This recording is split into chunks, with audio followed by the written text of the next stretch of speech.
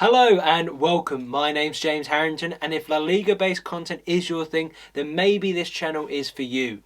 If you enjoy these videos where I preview upcoming La Liga fixtures, today, matchday 27, hit that subscribe button, that notification bell, and why not give it a thumbs up so you never miss an episode. Let's recap the La Liga table after matchday 26. The top three remains unchanged after Atleti drew to Real Madrid while Barcelona won 2-0 versus Osasuna. In 7th place, another loss for Villarreal means their qualification for the Europa League is looking far from definite. Athletic Club move up to 8th after winning 2-1 versus Granada, thanks to a late Berenguer winner. Celta Vigo up to 9th after playing possibly the game of the season with a 4-3 win away at bottom place Huesca. Cadiz give themselves a bit more breathing space from the relegation zone with a win over Eibar, moving then up to 14th. And Elche climb out the relegation zone to 17th after a shock win versus Sevilla. Well, we have to talk about the only game I previewed last weekend, the Madrid derby. Ended 1-1, but it was an exciting game that was end to end. In the match, we welcome back Benzema for Real Madrid, Carrasco and Trippier for Atletico Madrid, and all players performed well on the day. The king of the match went to Luis Suarez, and if you saw his goal celebration, it was just some really cool 8K camera. It almost felt like you were inside the stadium. However, for me, the kings of the match had to be Courtois or Jan Oblak. Courtois for making 4 fine saves and denying Luis Suarez when he came close, and Jan Oblak who made 7 saves and that double save against Benzema. I have to agree with Zinedine Zidane where he said Atletico dominated the first half and it was all Real Madrid the second half. To be honest, this result doesn't do anything really for either side. It keeps the points difference at the same, but at least it doesn't affect their confidence too much going forward. Because frankly, for both teams, every match to the end of the season is a final.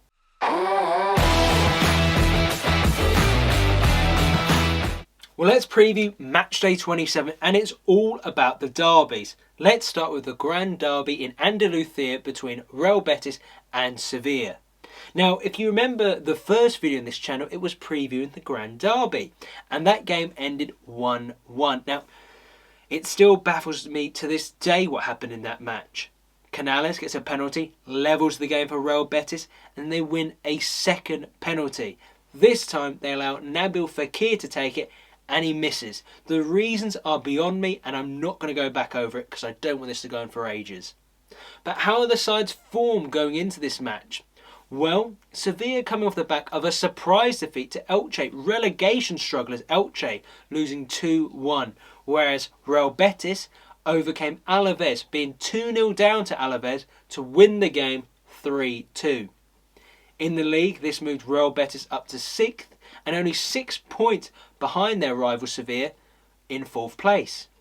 But let's focus on Sevilla, and to be honest, it hasn't been good for Sevilla fans of late. The results are just not going their way.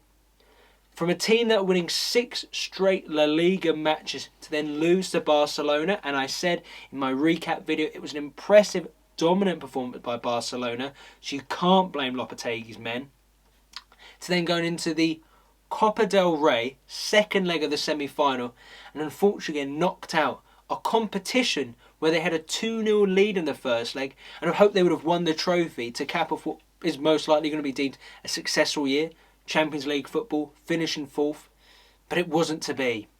And then on the weekend, they played Elche, had to heavily rotate the side, probably due to fatigue being a key factor, because they've been playing on all fronts of late, with only 2 players who started midweek against Barcelona, featuring against Elche.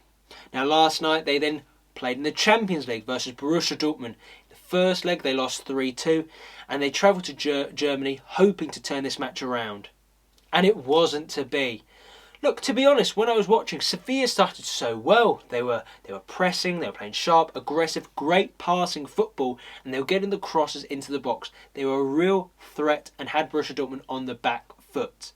However, in the 35th minute, a mistake by Koundé and Suso was punished by none other than Erling Haaland. And it was at that moment I just felt the game was too far out of reach. They're not going to overturn the deficit. Borussia Dortmund made it then 2-0. En-Nesyri gave them some hope with converting a penalty and a late header to make it 2-2, but it just wasn't to be.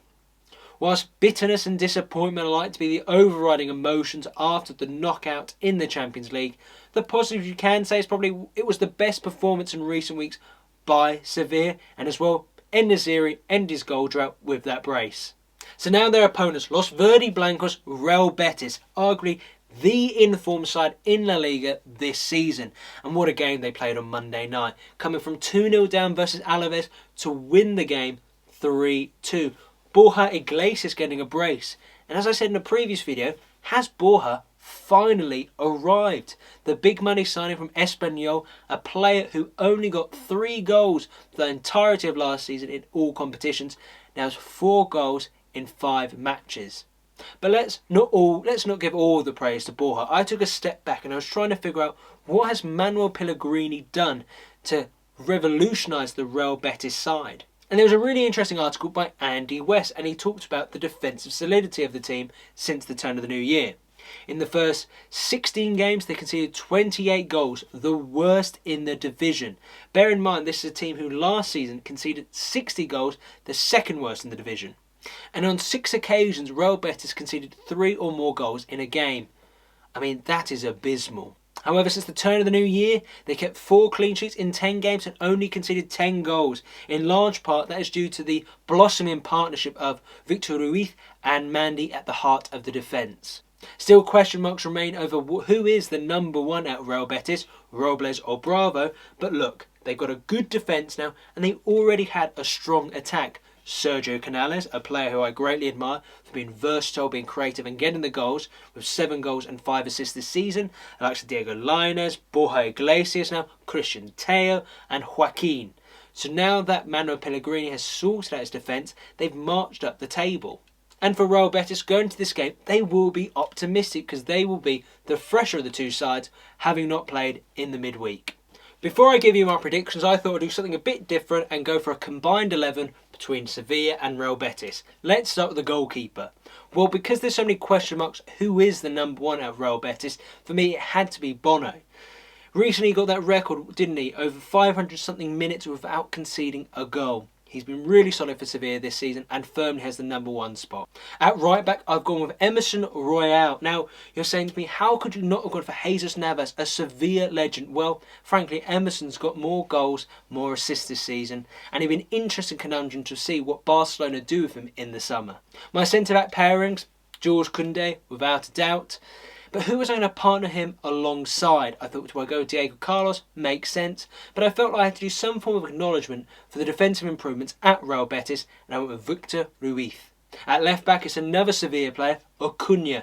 He's very bullish, very aggressive going forward, and I've been really impressed with his transition to La Liga in what is his first season at Sevilla. In that central defensive midfield role, I've gone with Fernando. Just due to the fact that, well, not just due to the fact, but Koundé likes to go forward quite a lot, and he gives me that added defensive cover and robustness. My 2 centre mids, Juan Jordan, his passing ability is faultless, and then Sergio Canales, well, I've spoken about Sergio already quite extensively. At left mid, I've gone with Lucas Ocampos of Sevilla. I mean, he hasn't scored as many goals from open play as would have liked this season, but he's really good at getting into the box. At right mid, my captain, Joaquin. Now, Joaquin is he's like a fine wine, getting better with age. Against Alaves, where he got the goal, a headed goal, I think at 39 years, 230 days, that makes him the oldest player to score a headed goal in Europe's top divisions in the last decade. And as well, if you remember that game against Real Sociedad, what an impact he can still have for Real Betis.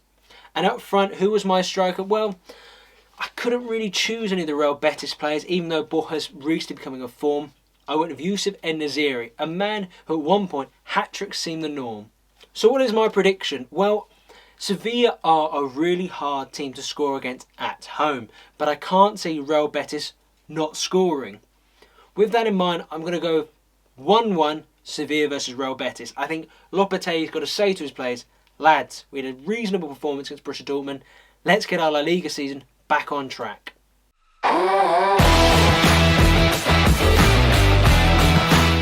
The next derby to talk about, Valencia versus Levante, the Derby del Turia, named after the river that runs through Spain's 3rd largest city.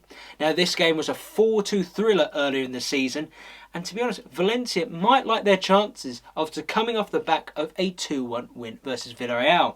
2 late goals from Carlos Soler and Gonzalo Guedes gave Javi Gracia's side the victory. It was a much needed response after their 3-0 defeat to Getafe, where Gabriel Paulista gave that heart-wrenching interview after the game where he was worried about the future of the club being pulled into a relegation battle. But I feel like after this victory against Villarreal and the results going on beneath them, I feel like we can say that Los Che are safe. In other news for Valencia, there's potentially a new owner on the horizon, the Prince of Johor, a very wealthy Asian royal who currently owns another Malaysian football team and is a sports enthusiast. Los Che fans must be hoping that this deal goes through smoothly and that this man brings stability back to the club and brings success back to Valencia.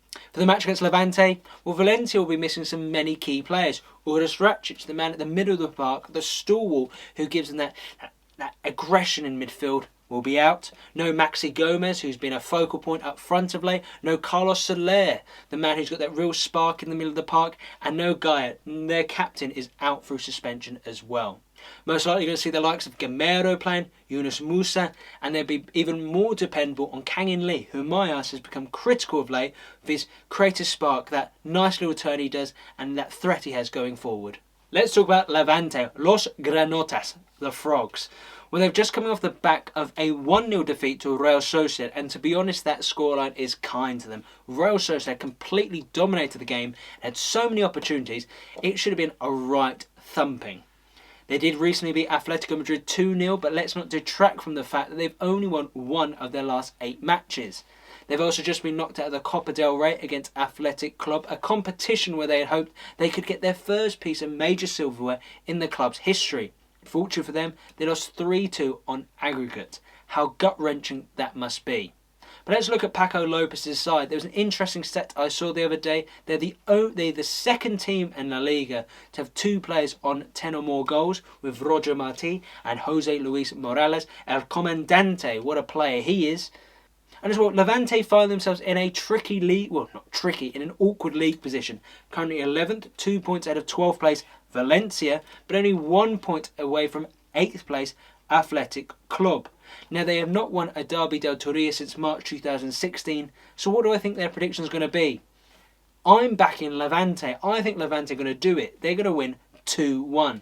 The reason for that is, well, Valencia are missing many big-name players, and their away record is rotten, having only won 15% of their away games this season.